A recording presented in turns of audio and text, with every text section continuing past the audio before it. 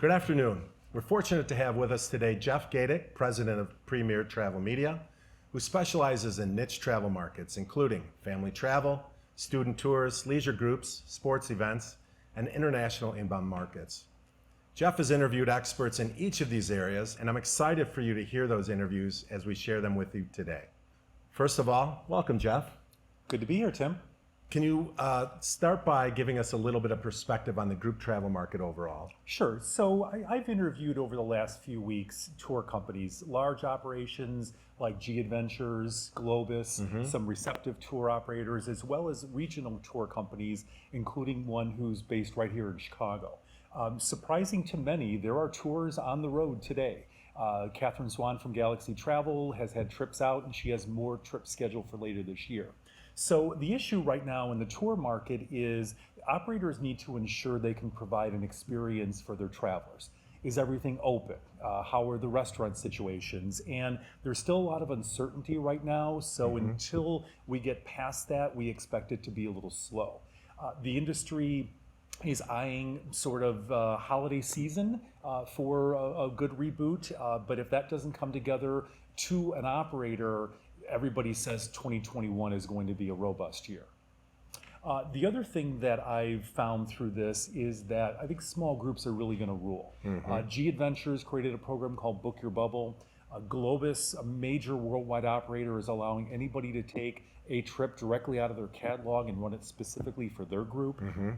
Also, I interviewed a really unique company called Manifest Escapes. Just started through this, get that, and they're doing small group private jet adventures domestically, and it's a membership model. So you put $2,500 up to join, and that allows you the privilege to go on one of their trips and of course pay for that. So a lot of ingenuity through this. Well, interesting. Like so many other industries that we've seen, innovation has been one of the bright spots in this whole pandemic situation. Well, so what markets are doing well right now? Well, for sure, family travel and sports events are leading the way out of the recovery. And you'll see from my interviews with experts that they've really provided a pathway forward for the industry.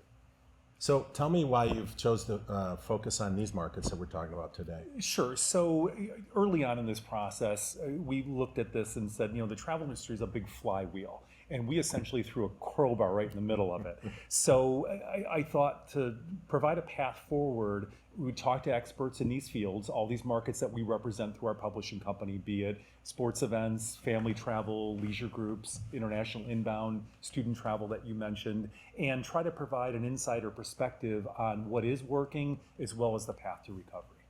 Clearly, your interviews with these experts were hugely insightful. I felt like I learned a ton about the market, the travel market, actually, by watching them. I say we dive in with some good news, and you mentioned that the family travel market is doing well, and I get it. People want to travel with people in their bubble, and nothing more safe in your bubble than folks from your own family. So exactly. I understand why that's doing well. Would you like to kind of walk us through that? Yeah, sure. So I interviewed Nancy Schretter. She's our resident family travel expert, and she talked about where families are going this year, as well as some advice for cities and businesses going forward on how they can attract more families. Okay, well, let's roll the video. Hello, everybody. Jeff Gayduk here from Destination Reunions, and I'm happy to have with me today Nancy Schretter. Nancy Schretter is our resident family travel and multi-generational travel expert.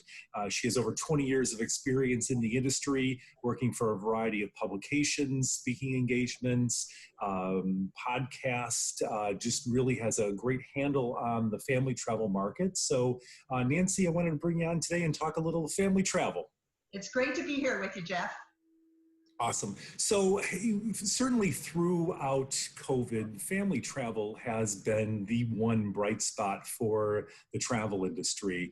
Destination-wise, what are some of the current trends that you're seeing in the family travel market?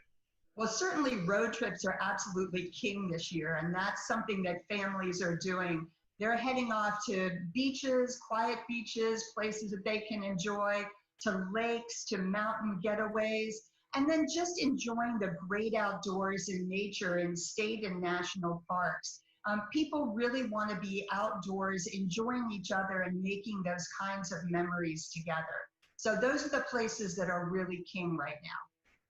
So not too much of a recession going on in some of those areas, at least travel-wise. No, I'll tell you that the Outer Banks are absolutely slammed this year. Certainly, the Netflix show didn't hurt them either.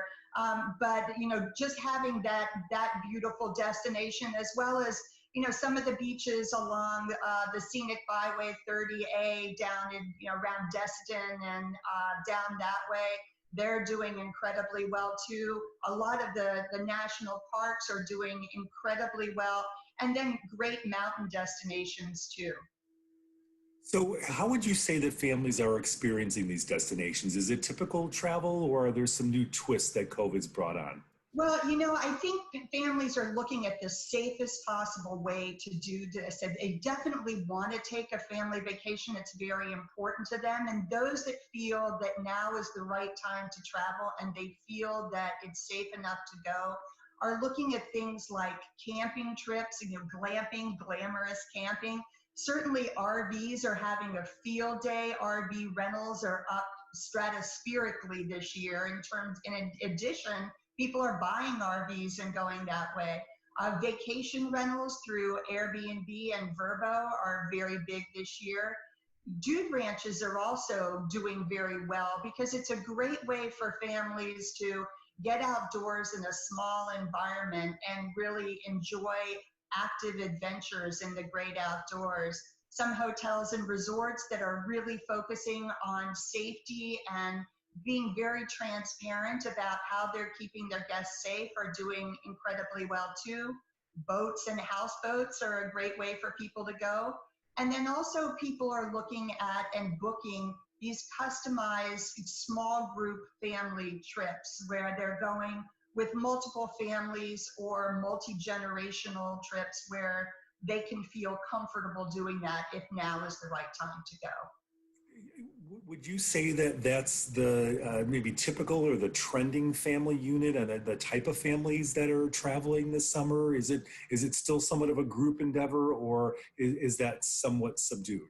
No, I think that this idea of multiple families who have kids around the same age are getting together and saying, how can we have our own bubble here? How can we stay safe and go somewhere together? So they're planning this trip out as 2 families or 3 families and doing their quarantining and their safety precautions in advance. A lot of times either doing a group trip or renting a vacation home together and then specifying here's how we're going to keep each other safe. And it's really important for families, multiple families or multi-generational families, to talk about those procedures and agree on how they're going to keep each other safe. Because right now, it's not just about, how are we going to split the food costs and, how are we going to agree to that? You want to travel with people who have the same approach as you do and the same ideas of how to stay safe. And so that's very important. So that's what they're doing. They're planning this out together. They're booking something that they feel is going to be a safe and secure environment. They're making their plans together. If they're going to a vacation home rental, they're figuring on how they're going to bring their own food there, bringing their own sanitation, things for, even though it's COVID sanitized, a lot of people are doing their own sanitation as well. And then going a distance where perhaps they can just drive straight through and not have to make bathroom stops or do those kinds of things that they feel more comfortable with. If you're eliminating bathrooms, that's really tightening the geographical radius, Exactly. which a lot of, especially with kids, right? Exactly. However, I will say that porta potties are having their day. So, I'm hearing from families who are toting their own porta potty and their own sort of, environment that they can put up on, some place or whatever and just do that there and, maybe a camping porta potty and bringing it with them in the car. Crazy. We're in the wrong business. Yeah. So Nancy, you talked about some of the areas that are doing well. understandably so, just based on the circumstances. Right, Absent of that were cruises. Obviously, we know it's a long road back for the cruise right, industry. right. Major cities as well and big attractions. So, specifically to the latter point, what can big cities and attractions do to win families back? Well, I think realistically, it's one of these things that's going to take a bit of time. And I think a lot of hotels and resorts and attractions are doing an incredible job of putting in, sanitizing guidelines by brand or, showcasing what they're doing. But, families aren't just looking at what the hotels and resorts and attractions are doing. They're also concerned about what fellow guests are doing. So it's all about trust and about the kind of trust they're going to have with the resort and hotel and attraction, and trust that the other guests are going to be the same way. I think for hotels and attractions and resorts, transparency is incredibly important. Always, but especially right now, people want to be able to visually see what the hotel and resort and attraction and destination are doing to keep them safe. So the idea of lots of, very apparent hand sanitizing stations is a great thing. Families have told me another thing that's making them feel safe is, sometimes hotels on the outside of the doors, once it's cleaned, they put a seal across it. So that way, when the family comes, they have to break that seal to get in. And that makes them feel more safe. Having, things enclosed in plastic, like the TV changers and remotes and things like that are important. Flexibility is also key. And just knowing that if something happens and there's a COVID spike or one of their members gets sick, that they can cancel or reschedule easily is a great thing as well. One of the things that I would commend people on doing is some of the hotels have had a sort of welcome back area within their website, showcasing what they're doing to keep families and guests safe, and again, making it very transparent. I think that when you're looking at major cities, sort of focusing on that drive market, as we talked about again, is important, because that's what people are doing. So maybe partnering with some local media or influencers who are in that drive market, who could come showcase and create content in social media showing what people are doing, because again, it's all about trust. But the best trust is that positive feedback that you get from friends and family members. So the more people that start coming out, the more that trust gets being built and the more comfortable people feel. As we start going through the school season, this is a very challenging season yet again, because many school systems are learning remotely. So parents are looking at, what can I do with my children that's going to be interesting and challenging and a great learning experience? And certainly cities offer that. So if you can create an environment where it's a great remote learning destination where families could come and learn from your place, would be great as well. And again, showcasing what's available, what you can do to do that, either in person, or if you need to start that way, virtually. Airbnb is having a great field day with Airbnb experiences. And as we move into the school season, there's more demand for those kinds of virtual experiences. And that's something that cities can create as well, either themselves or however. That's a really good point on a number of fronts there. I think that this sort of back to school season is different than anything we've experienced before. There's various, stay here, work remotely. If you're going to be working at home, or you can work out of our business center or our hotel room, and bringing families along for that experience. I've seen areas like Dollywood just did a extension of their homeschooling days, where they anticipate that more kids are going to be homeschooled, so they're developing a STEM-based curriculum that they can do at the theme park. So a little hard to build that on the fly, but I think the message going going forward is that we're not going to just flip a switch and be out of this. This could be the new normal for the next year, who knows? So putting those ideas in place makes a lot of sense. Right, right. Go ahead, sir. There's also a lot, you can do with, I know some of the different resorts for looking at hiring a teacher to create learning segments for them for their resort or whatever. And there's certainly things that you can do around that. And Wyndham Resorts just came out with a program where people can sort of remote learn at their destinations as well. The other thing that I think is important too, and it's a real opportunity for anywhere right now, is sort of showcasing your values and showcasing, how you care about the community and how you care about sustainability.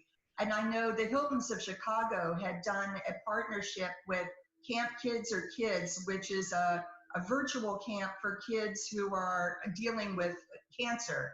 And when you read about that type of thing, you say, geez, I understand who this brand is, and this brand cares, and this brand cares about families. And that type of caring is important at any time, but certainly now. Yeah, and I think people want to support causes like that, whether that personally affects you or just understanding the commitment that they've made, because none of that is easy.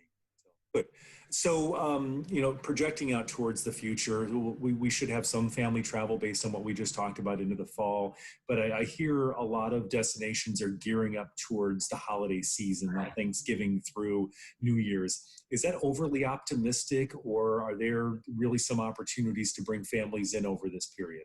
Well, I think that's going to be one of these things that's probably going to be more last minute booked and booked closer, because I think families and everybody are a bit concerned about what this fall is going to bring with COVID and what's going to happen with that. So I think there are some families that have already started planning for Thanksgiving and the holidays, but I think more are doing a wait and see type of approach to see what the future is going to bring.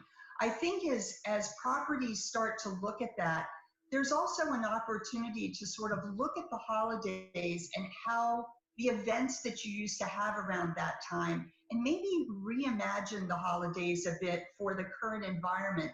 So maybe sort of look at those private, custom, exclusive types of experiences or events and say, if a family came here, how could we make this experience a little bit more festive, but also private, customized, maybe doing stuff in their room or suite or in their cabin or whatever. And also looking at virtual experiences, because again, there is going to be a drive for parents to be able to create these amazing holiday experiences. And who does it better, really, than people, hotels, resorts, people in the travel business? They know how to do this. Absolutely. So I think there's an opportunity there too.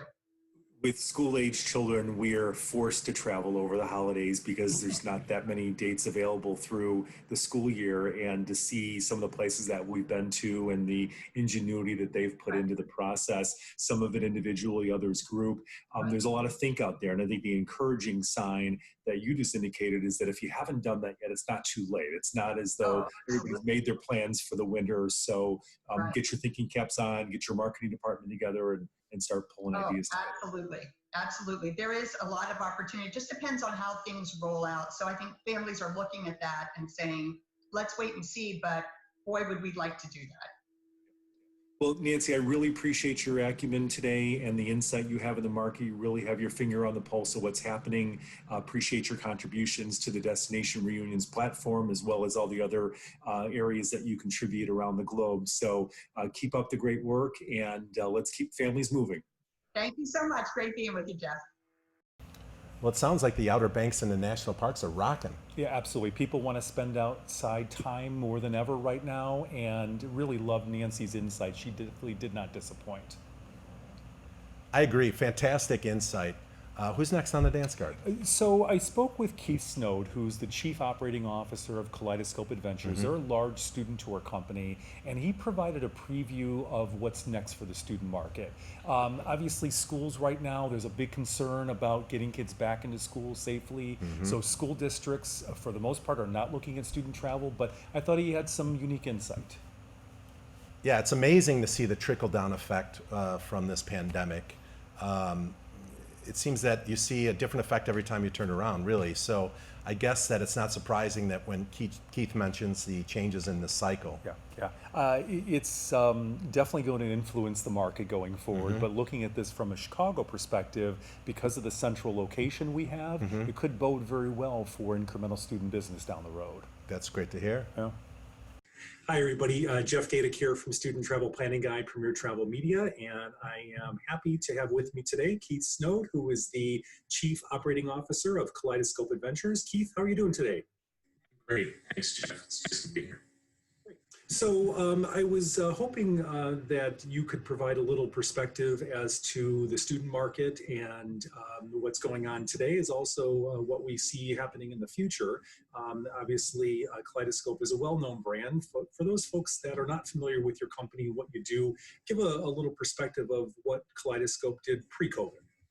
So pre-COVID, we were a student tour operator, 100% focused on students, mainly middle school, high school age students. We did trips for some college groups, some elementary groups, but kind of a full spectrum student tour operator, both domestic and international inbound.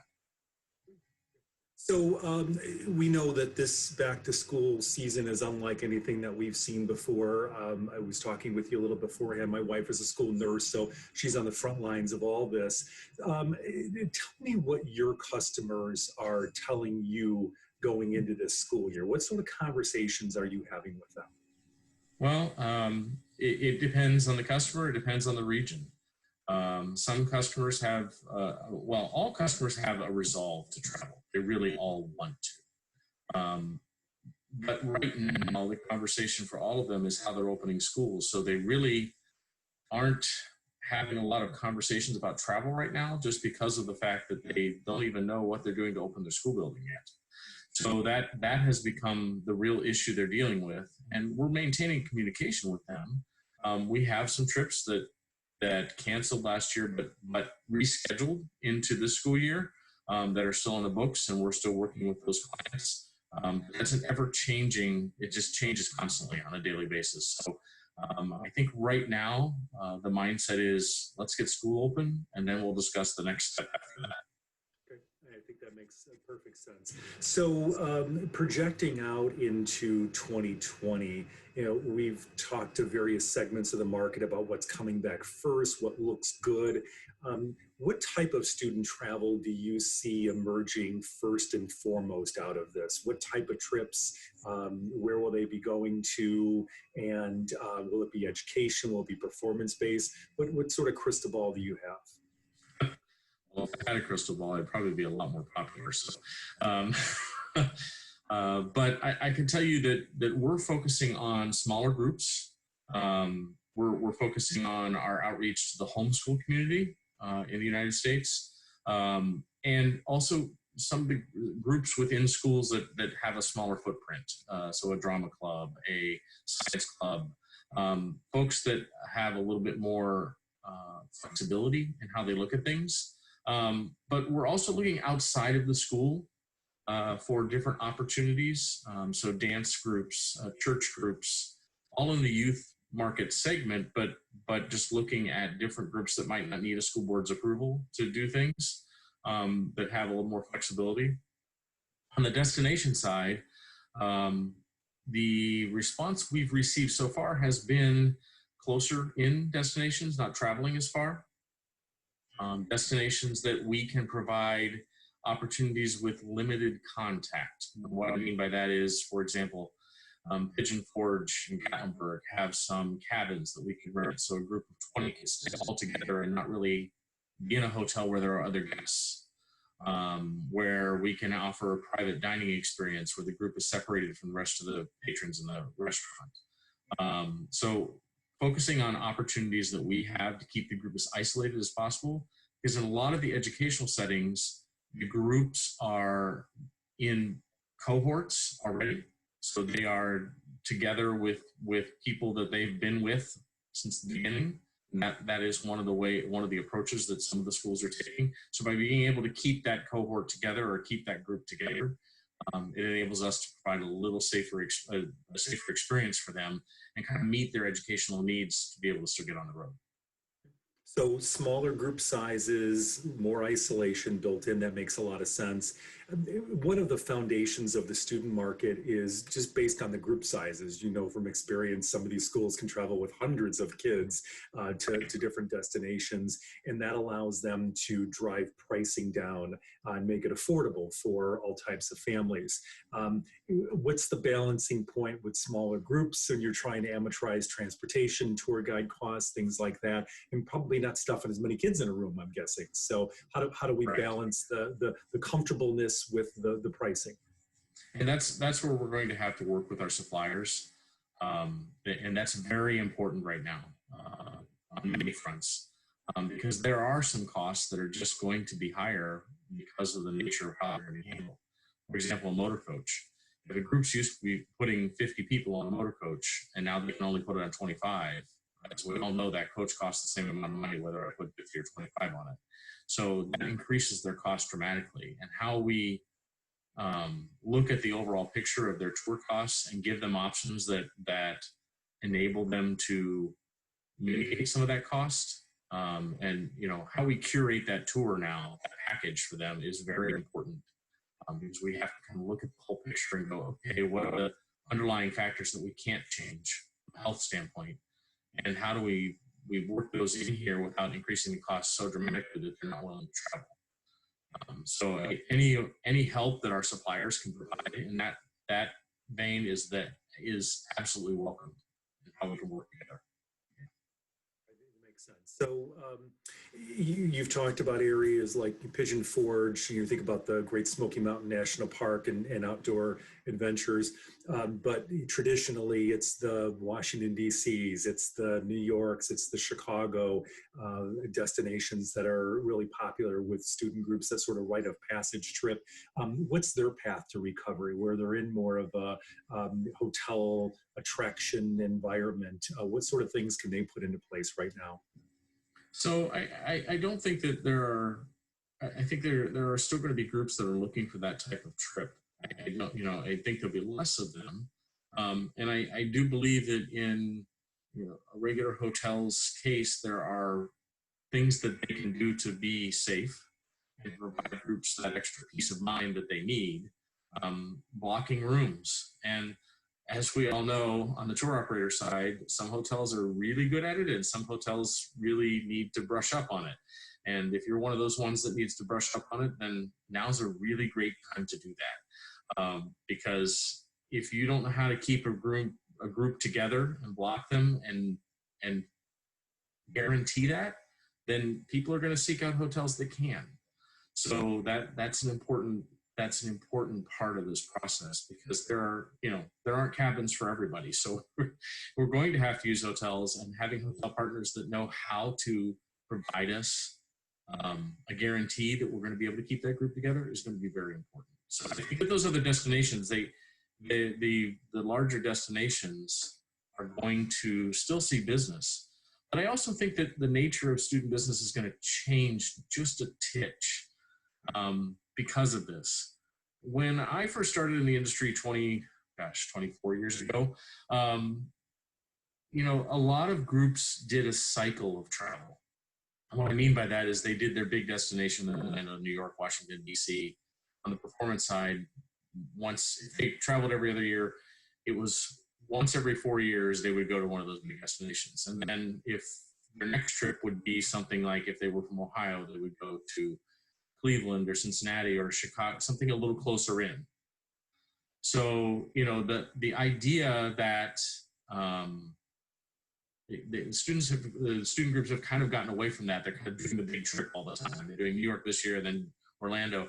And I believe, because of economic reasons, because of health reasons and safety reasons, that we might return to a little bit different cycle of travel for some of these groups. So I anticipate some changes that are going to, I don't know if it's a balance of how we divide up the business that's available out there, but I feel people are going to be looking at it a little bit. So maybe a little more tighter geographical radius as we start out. Yes. Okay. Yes. Mm-hmm.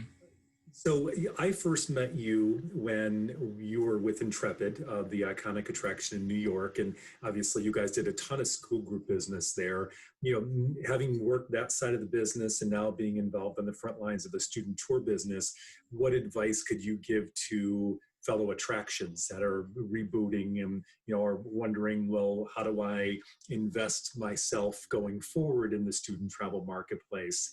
What's your best advice? Flexibility. I think that flexibility is the greatest tool we all have right now. From a standpoint of flexibility, it applies to health and safety, it applies to content, it applies to just every part of what you offer as an attraction. I mean, we're looking at it from our standpoint as an operator too. It's groups are looking for ways to meet the unique needs that each one of them have. And we're going to be less and less able to put that into a cookie cutter model. And so being able to have a conversation and think differently about how we handle their needs and solve their problems is the only way we're going to succeed. If we put everybody into a cookie cutter model, then some of the groups are just not going to be able to follow that. And so it's important for us to look at it, ask good questions of our customers, and find out really what the hot button issues are. Because especially in the school group world, a lot of them have there are a lot of decision makers in the process. You have administrators, you have the group leader themselves, but then secondary to that, but not any less important, is mom and dad have to buy into it and feel it's safe because they're the ones fronting the money. So there's a lot of decision makers, and we have to keep our ears peeled for the signals of what they're looking for to make sure that those decision makers are comfortable. You brought up a good point, the parental aspect of this, because ultimately they're the ones that are footing the bill outside of the car washes and cookie sales and such. We've both seen firsthand how student travel can literally alter a kid's trajectory in life and expose them to things that they otherwise would have not thought possible. What's your message to parents coming out of this? Message to parents is it's still one of the most relevant and powerful educational tools that we have on this planet, is to get people into a new place and see new things and experience new cultures and different people and different thinking. Travel has the power to transform more than I think any other educational tool that we have. And so I think it's very important that we don't give up on that, especially with everything that's going on in society, and that we find a way and a path forward that enables them to feel safe and secure in their travel investment, but still allows their children to experience the world outside of their home. So I think it's very important to find ways to make this work. And I would say the other side of that for all of us, especially on the tour operator side, is providing transparency for them in what their investment is. I think we've done a decent job of it, but I don't think we've all done a really great job with that. What's the cancellation policy? Why do I have it? So we're working on even more transparency than we had, and we had some pretty clear transparency. So we're really trying to amp that game up for our clients, make sure that everybody knows what's going on. But we're also a little more cognizant of our group leaders, and that our group leaders aren't travel professionals, and that we have a responsibility to help them more with their communication to those parents. And we've learned through this that oftentimes we're relying on them to disseminate information that they even didn't understand. So that it's time for us to do that differently. So we've been working in our business about how we can be better all of those add an extra comfort level. Hopefully, we're doing Sure. Comfort level and will help project the industry forward. I think they're all good changes, and certainly we've seen some cancellation issues over the spring, unavoidable, and operators were put in a very difficult position. So I applaud you for what you're doing in increasing transparency and making people feel comfortable about student travel again. So Keith, again, thank you for your time today. Really appreciate your knowledge and acumen in the marketplace, and we'll look forward to better days ahead. Yes, thanks, Jeff. It was great to see you. I can't wait to see you in person. So, Tim, I'm really excited to share this next interview. I spoke with Alexander Gloss, who's the CEO of Eye to Eye Media. Okay. They're a Chinese media company that operates very much like you and I do. And he's got some really interesting news about what we can expect when COVID is over. Okay. So. Yeah, I was so excited to hear the very good news about how the Chinese travel industry has rebounded. Mr. Gloss, he highlighted that not only is occupancy way up in many areas, but they're also getting strong hotel rates. So I'm sure the hoteliers here in the U.S. are thrilled to hear that. There is hope. Absolutely. Hello, everybody. Jeff Gayduk here from Premier Travel Media, and with me this morning in Chicago, but this evening in Shanghai, is Alexander Gloss from Eye to Eye Media. Alexander, how are you doing today? I'm well, Jeff. Thank you. Thank you for having me, and greetings from Shanghai. Well, it's good to be able to talk with you. I've been following the Chinese market very closely as a sign of recovery, and be interested to hear your opinion and what you're seeing actually in the marketplace today. I know a little bit about your company. I know that you are a media company in China, very much like what we do here in the United States, focusing on affluent Chinese consumers in a variety of different industries, including travel, trade events. Anything I missed there as far as what you do organizationally? Right. I mean, some good old-fashioned publishing, a lot of new media, a lot of social media, Chinese social media, which of course is different than what we see in the West and in the U.S. And we do some consulting and some PR as well. So we're pretty diverse. We've actually got 3 offices here in Beijing, Shanghai, and Hong Kong, and we're about 27 people altogether. Great, great. So from what I've been reading in our previous conversations, there is a domestic tourism market in China right now, and looking really to model that for the United States on a going forward basis, to learn what you guys have done to be successful in a domestic recovery. Can you talk about some of the things that you're seeing on a day-to-day basis in China?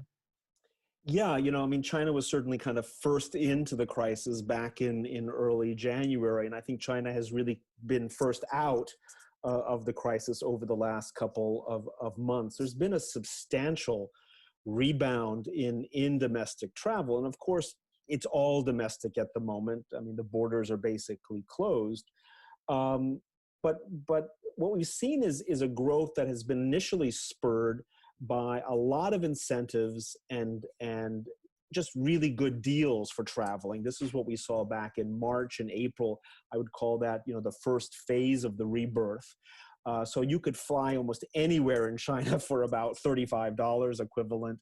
Airlines were giving away full year passes anytime you want to travel. That was about $500. 5-star hotels in big cities or in beach resorts like Sanya and Hainan in the south, they were selling rooms for $50, $60 a night, basically. And that's actually really changed. We've come out of the crisis quite effectively here. The number of infections, the number of mortalities here has dropped virtually to zero. China's been very aggressive at trying to prevent any growth and spread of the virus. It's been quite draconian in some cases. They have shut down tens of millions of people and basically locked them at home. But frankly, it has worked. And although everyone is wearing masks and people get their temperature checked, and we do have regional and national apps on our phones that tell whether we have been in dangerous places and or whether we've been exposed to somebody who was recently tested positive, we do seem to be living a relatively normal life. I mean, everything is open. Movie theaters are open. Disney is open in Shanghai. If Disney is open, it's got to be relatively safe. But in certain areas, particularly some of the resort areas, the occupancy rates right now are over 90% on the weekends. I just spoke recently to the general manager at the Sofitel in Sanya. He said they're almost sold out Friday to Monday. And Monday to Friday, they're doing about 80 to 85%. And more importantly, they're getting the rates. I mean, he's getting about $250 a night for a standard room. Traditionally, August in these beach resorts actually has been very, very low season. I mean, we're about to come into typhoon season. So the fact that these places are open and full is really quite remarkable. So there is a rebirth. I mean, if there's a message to send to my friends in North America, there is hope. The natural inclination of people to travel, it's there.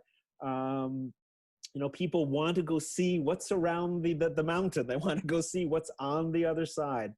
So that natural instinct is there, and we've definitely seen it in China.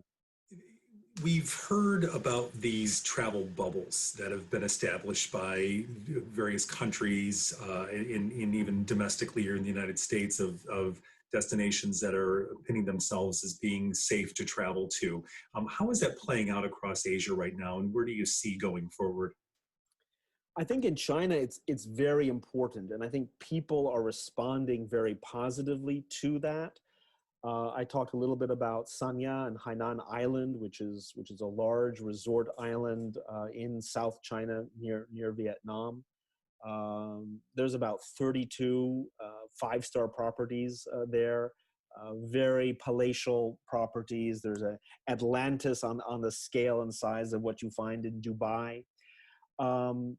And what they've done is they require everybody who travels to Hainan to have one of these national or domestic health apps, which basically monitor whether you've been exposed to anybody who has tested positive, or you've been to any place where there's a high number of infections.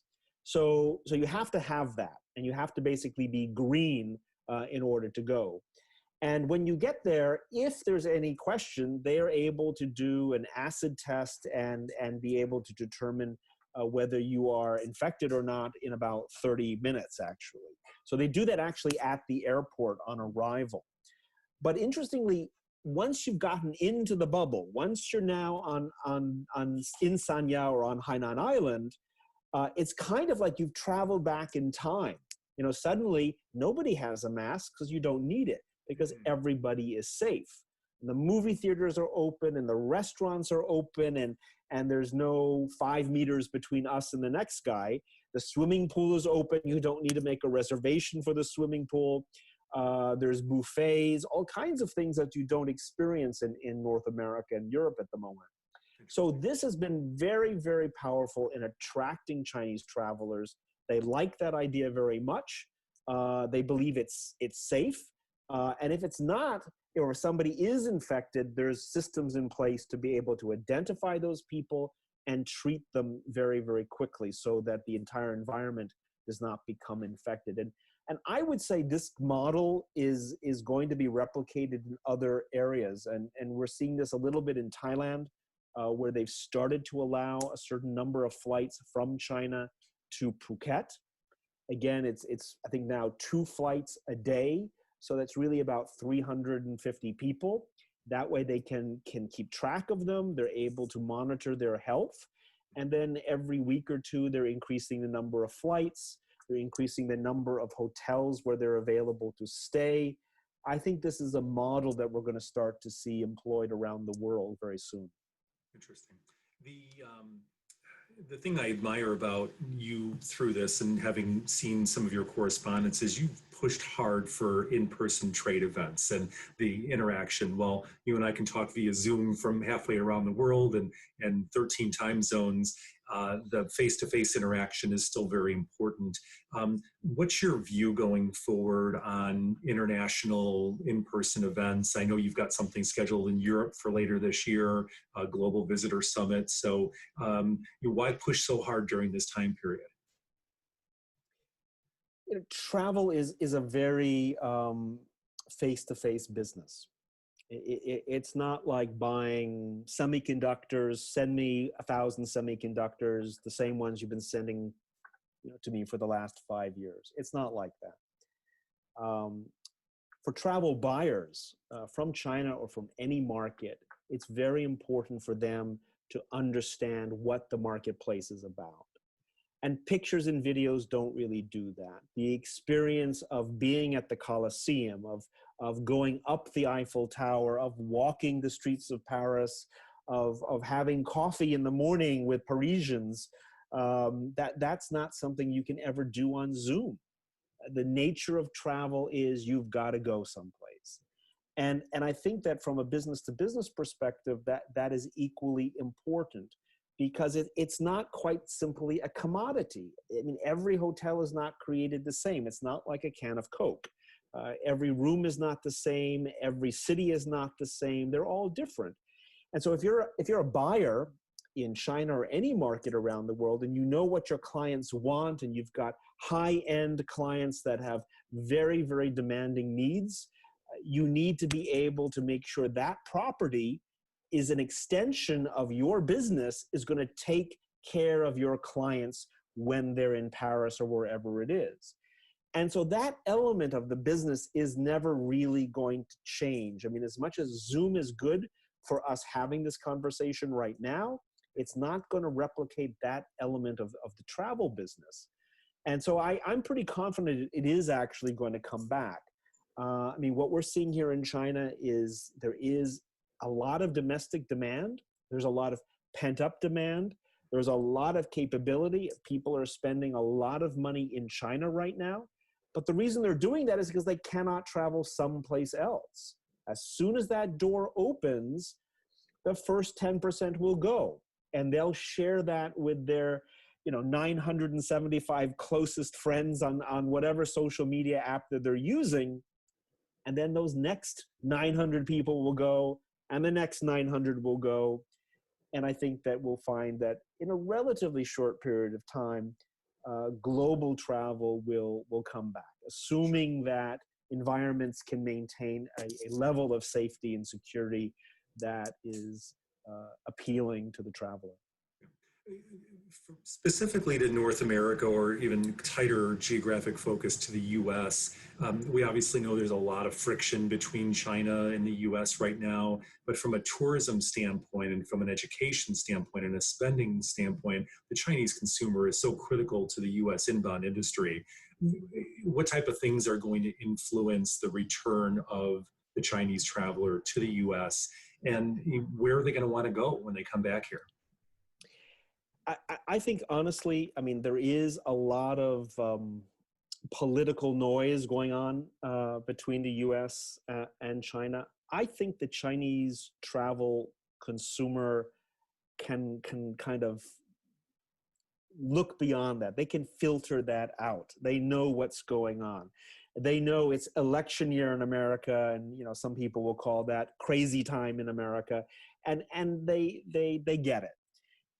The reason Chinese people travel to America is the reason why anybody travels to America, because they want to experience Chicago. They want to experience San Francisco. They want to go to the Grand Canyon.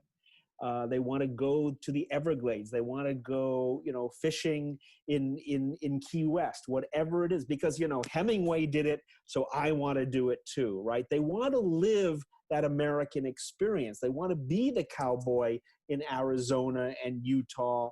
They want to go to Moab and be a cowboy. And again, share that with their 976 closest friends on whatever social media platform they're using. That's not going to go away, no matter who says what about whomever. And so I'm pretty confident, again, once the border is open, once flights are going, once people can get visas, that the Chinese travel consumer will come back to the U.S. The messaging is the same, I think. That America is a great and diverse country, and there will be adjustments to the messaging from the health and hygiene perspective, and what can you expect in a travel experience in the US, but that's everybody's challenge today, whether that's a hotel down the street in Shanghai or a hotel in Chicago, it's going to be the same. But America has incredibly unique experiences that nobody else has. And so the Chinese they'll come back.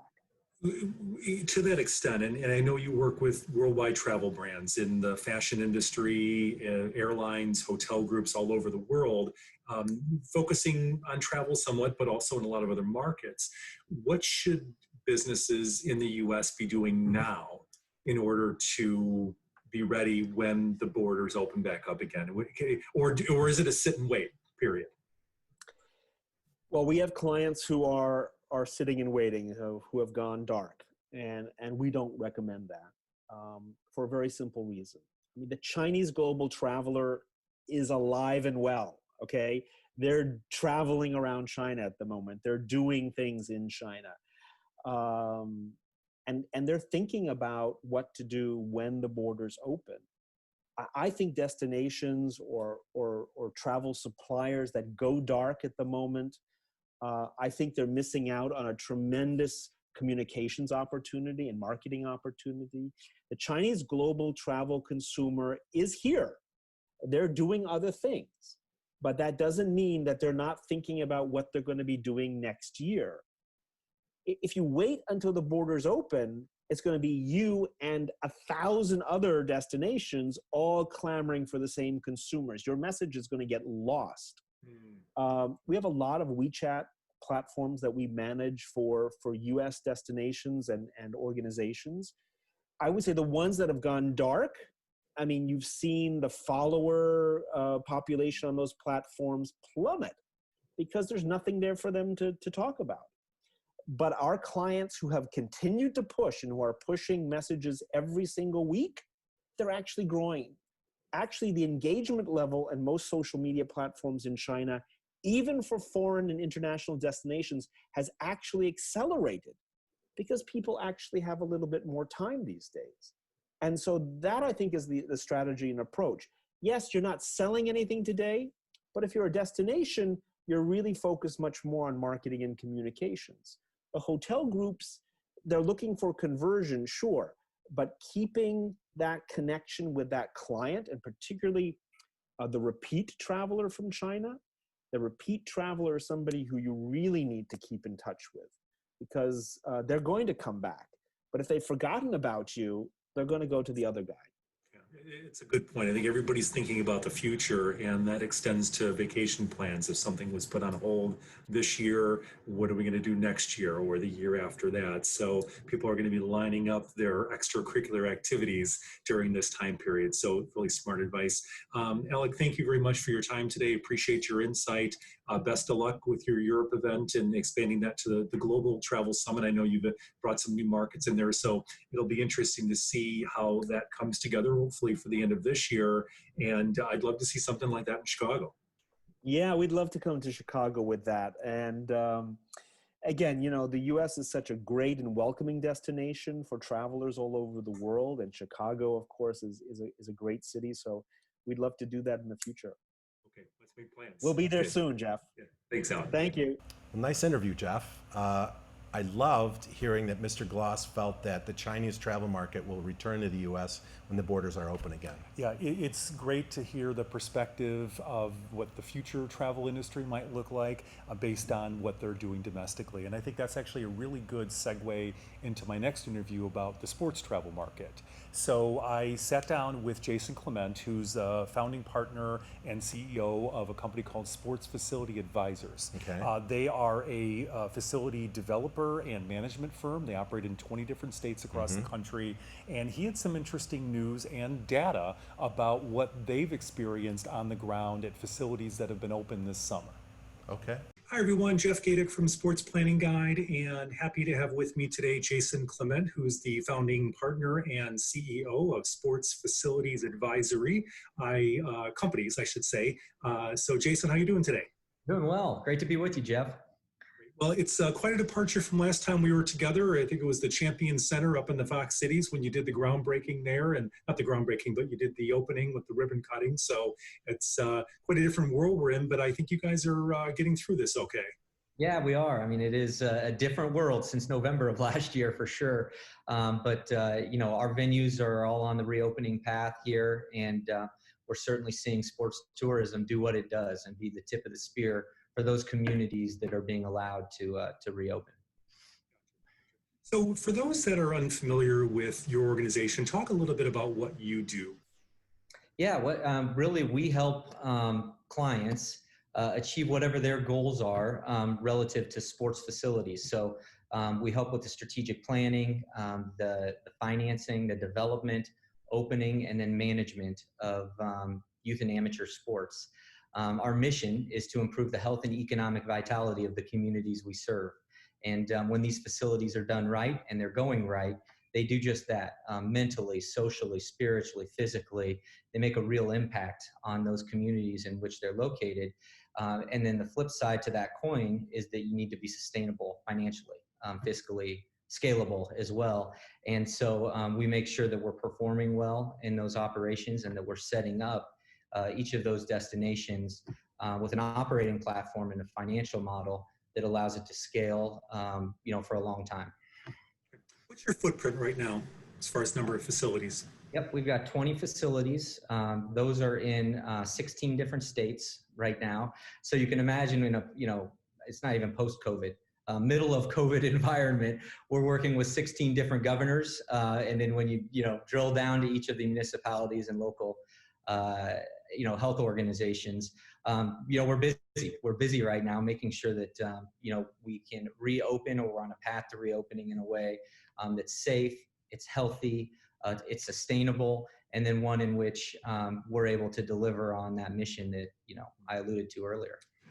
One of the things that I saw come out from your organization that I was excited about was this back to play guide of how to reopen facilities. Being that you're working with 16 different governors and countless municipalities, how does something like that even come together where you can provide a blueprint? Well, we're really fortunate when you are in 16 different locations. We've got a large number of people who are really good at what they do. And so we were able to leverage our network of team members from, you know, all of these different locations. And, you know, we picked a very seasoned operator with a lot of experience to kind of chair this comeback committee. COVID comeback committee is what we called it. And we just, in that committee, and their general managers, their operators, there's corporate staff on that committee, a lot of different perspectives. And we just flooded them with ideas, concepts, thoughts, from what are the right cleaning agents to how are we going to screen people, to what's the communication structure to the outside world, to what happens when a positive case occurs, you know, inside of, you know, one of our venues. And they just did an outstanding job of coming up with what our procedures are. And when we evaluated them, went through version 2.0, 3.0, we ultimately decided, hey, this is something that could be a good resource for the industry. We recognized, you know, back in April, as our very first venue started to reopen, that something that could trip up the industry is if any of us, you know, make a mistake. And so at this stage, there is no reason to hoard information, but it's a great opportunity to share it. And if anybody reviews it and has a better idea, we'll take it. Because, I mean, shoot, a bunch of that stuff was ripped off from other people anyway. Sure. Yeah, we collaborated with a bunch of different operators in the industry. And then as we reopened, we created a second committee that was to review any feedback. So if we have a concession stand line worker, or we have you know, a marketing professional, or even a parent or a teammate or anybody in our venues that has some feedback for us, we have an email address that any of that feedback goes back to. And this committee, this second committee, reviews all of that feedback and determines what we need to change. So for a while, in really May and June, every week we had version 3.0, 4.0, 5, the patch, right, for the operating system was coming out. That's stabilized a bit now, but we're still coming up with new things as different states regress, and as different governors, rightfully so, calibrate what's right and proper for their, you know, their particular state. It's smart because there really is no playbook here. So the fact that it's an organic document certainly helps. We'll share that through the SPG online audience so they can download that piece if they're curious or are struggling with that themselves. So Jason, suffice to say that nobody's thriving during this, but one of the bright spots in the travel market has been the return of tournament sports. Talk about some of the activity that you're seeing at facilities this summer. Yeah, it's been really encouraging, and especially, when it first started, we recognized that the big national events were going to take a little bit longer. So we started with some local events, mostly on the outdoor space. We started with outdoor, and those very first events that happened for us in Missouri and in Florida and Alabama were just a real encouraging and affirming step that the policies and procedures we were putting out there were working. And then other locations and indoor started to come on, whether that's Wisconsin or other states, South Carolina and others. And we just kind of got better. And what we've found out, and one of our clients is Visit Panama City Beach, and I received an email from their president, CEO of that CVB, and he said, "Hey, we're seeing right now that sports tourism, youth amateur sports tourism that was recession-proof a decade ago is again the tip of the spear leading people back to our destination." Because once we get through the health and safety part of it, and I can give you some stats on what we're seeing in our venues in a moment here, once we get past that and we're handling that responsibly and appropriately, now it's about the economy. And youth and amateur sports has proven to be recession resistant and bringing people back and bringing spending back to these communities that desperately needed it. And so, those policies and procedures that we put together for some of the governors that were a little bit slow to adopt youth sports, I know for a fact that our policies and procedures went up to the governor's office and had an influence in some of those decision making in some states like Kentucky and other places. So what we're finding is the rebound, the recovery, once we're able to open and kind of prove that we can do what we say we can do, has been really beneficial to each of these destinations.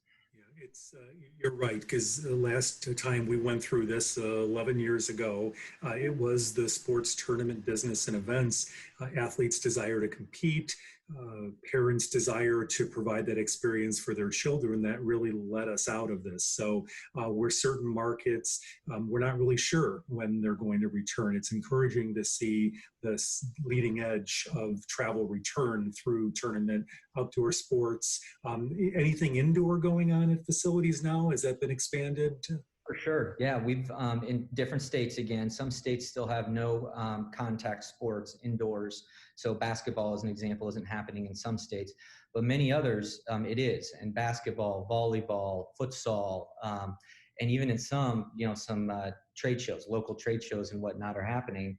And we've probably run, at last count, it's more than this now, but at last count, 120 plus events across our network. And in those 120 plus events, hundreds of thousands of people, coming through, we've had a grand total of 8 positive cases that we're aware of that have been a part of our venues. And of those 8 cases, 7 of them were adults. Only 1 was a youth participant. And again, tracing those 8 cases, we have yet to see any sort of expansion of it as a result of the events that we've held. So that means our policies and procedures have worked. I knock on wood, right? Because the minute you say something like that, something happens the very next day. But so far, as we know nationally, the youth have not been affected to the same degree that seniors are. So that's a good thing for our industry. And then as cases have been brought in, so even those 8 cases, they didn't, happen in our venue. We come to find out those parents or those coaches brought them in with them to the event. And then our policies and procedures for how we handled that once we became aware, so far have worked out that nothing has spread. So that is some positive news from our perspective. And one of the things, to get on my soapbox a bit, I wish is we could just get good data, unfiltered, without an agenda. I don't care what side of the political aisle you're on, that just allows us as an industry to make really good decisions. And we found that data that I just shared is really encouraging if we can do things the right way. Everything, it seems, is being viewed through a political lens, and that lends itself to a difficulty in interpreting the real data. So I am very encouraged by what you said. So we've seen in some of the major professional sports adjustment of seasons. And is that working down to the amateur level? Are we seeing an active fall baseball season? And how does that change the landscape of sports facilities and what they've done traditionally? Yeah, for sure, 100%. So we had events certainly that canceled, during Q2 of the year, call it that, end of Q1, Q2. But a lot of them we were able to move for those event rights holders, and obviously it's to the benefit of the communities that we serve, into the summer, into the late summer, and even into the fall. So yes, traditional spring sports, we're going to see some of that played in the fall in different locations. That's a good thing, I think, for the sport because it helps grow that sport. It's certainly good for the destinations that we're representing because we've got people coming in. There are some drawbacks to that as well. For those of us that feel like families and youth are having to specialize in a particular sport early and oftentimes too early, this probably isn't going to help that because now they have to make a decision between their traditional fall sport and what was their spring or summer sport. So that's going to be interesting, and that's something that we're kind of tracking against.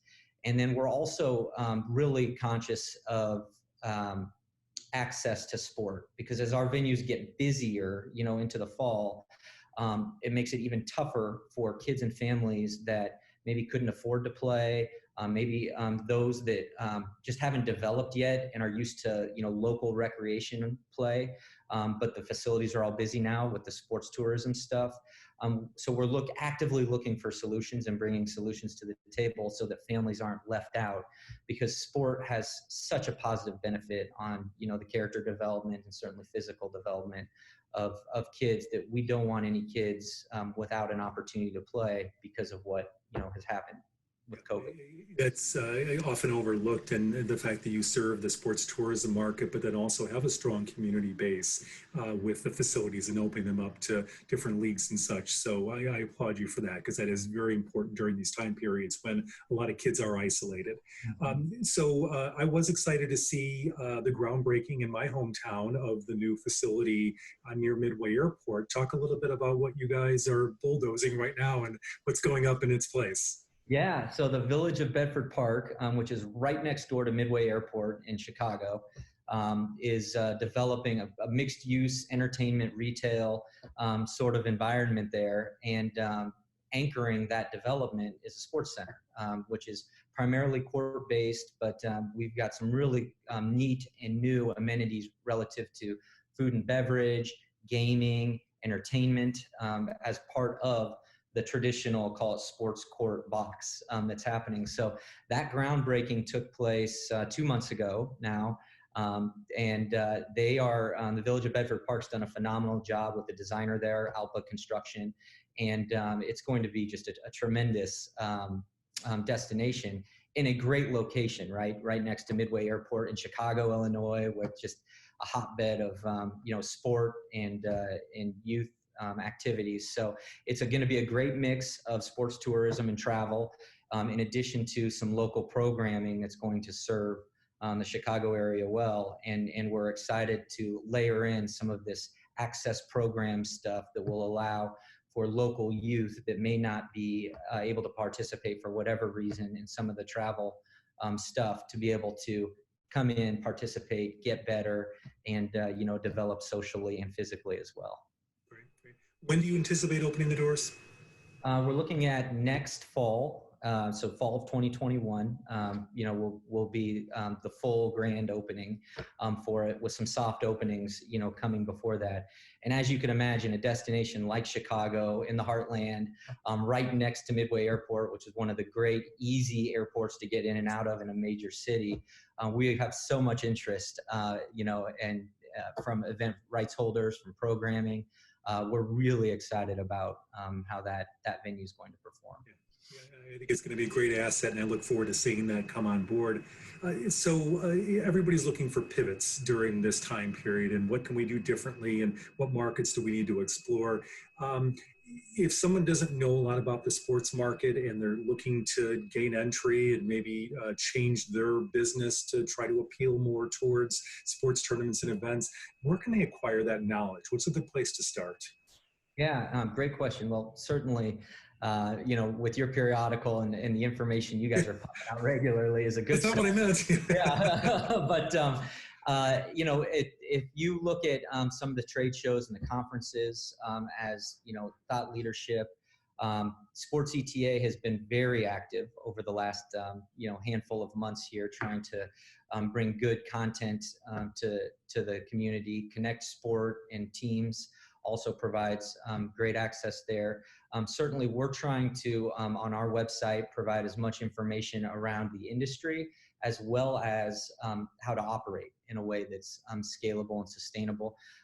One other thing that we've been offering, not to make it a commercial about us, we really just want to help, but is if anybody wants us to take a look under the hood of their destination, and or exact location, facility, complex that they have that they may feel like is underperforming or not as attractive as what they would want it to be. We've been doing that for free to just try to help gin up some interest and get the business in the industry going in a healthy and safe way. I mean, the venues that we've reopened, I mentioned, that are kind of at full throttle or close to it, they have beat not their reforecast projections post-COVID, but they are beating original budget. In fact, I could list off a handful of venues that are just had their best June and July in the history of their complex. And that is a result of this pent-up demand that's in the marketplace right now. I was talking to a baseball organization this morning, and they said, hey, once our constituents recognized that we were going to be safe and we were going to be healthy, it was like the barn doors just flew off because they got past that, and now they just want to play and have that opportunity, to be together as a family and as a community and as a team. And really, that's what we're about providing in each of our destinations in a really positive, healthy, safe way. Just a great experience, and guest experience into the communities that are listening here. So again, that we have found really encouraging here. That once we're allowed to kind of reopen and do it in that safe and healthy way, it's just going to explode. I mean, our industry, depending on what numbers you look at, going from 15 to 20 to $24 billion, it's about to hit 30 in really short order here. And so we're excited to frankly get through the election so that we can get good data and, everybody can get back to making good decisions that aren't as, politically biased. Absolutely. Well, we certainly need all the good news that we can get right now, and I'm excited for how well you guys have done.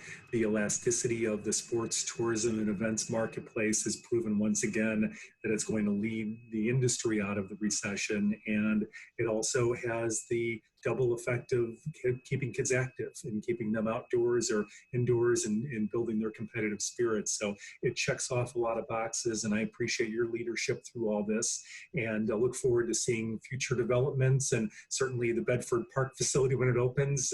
If I'm here, I'll be here. How's that sound? Sounds great. We'll have you to that grand opening as well. Thanks for all you're doing for the industry as well.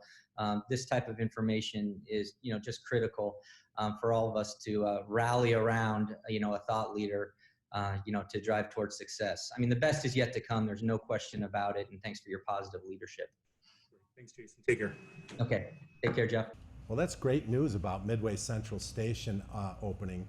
That's going to be a boon for the area, and I love to hear it because I'm from that area, so it's kind of a cool story to hear. Yeah, well, we definitely saved the best for last there, and having this world-class sports tournament facility right in our backyard in Bedford Park is not only going to bring tourism in, but the cool thing about this, and we've seen really across the country where these facilities open and there's such a local benefit of kids who otherwise would not be able to play in environments like that suddenly have access. And that's one of the things that SFA really makes sure that they can deliver.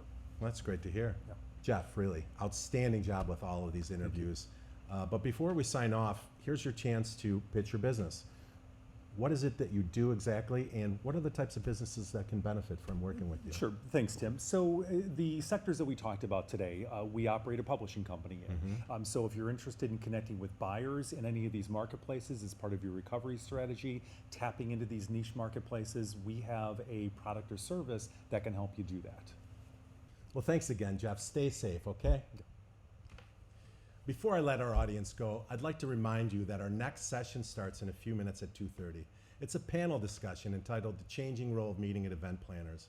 We'll discuss how planners have adapted to the new reality caused by COVID-19 and what to expect going forward. I hope you'll join us.